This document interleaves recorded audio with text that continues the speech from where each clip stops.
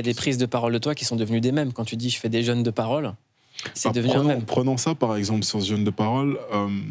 C'est très intéressant, ça devient un mème, même si je ne l'ai pas vu, et ça doit être marrant pour les gens. Mais la première question, c'est déjà de savoir ce que quelqu'un l'a fait, est-ce que quelqu'un a lu sur ça déjà? Est-ce que quelqu'un se pose la question de comment on vient à se faire ce jeune-là? C'est quoi la force du silence?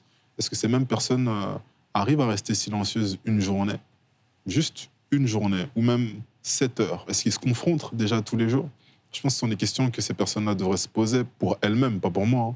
Parce que j'estime que le silence est salvateur. Quand on n'en a pas assez dans une vie, on est dans le bruit. C'est très souvent là qu'on passe à côté de sa vie. C'est mon avis et pas que le mien d'ailleurs.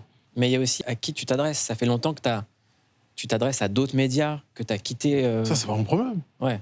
Moi, quand je parle, je parle. Comme je dis, je parle pas pour qu'on me comprenne, je parle pour répondre à des questions ou à des discussions. Si on ne comprend pas, la première chose qu'on doit faire, c'est poser une question. Qu'est-ce que c'est qu'un jeune de silence? Comment ça fonctionne?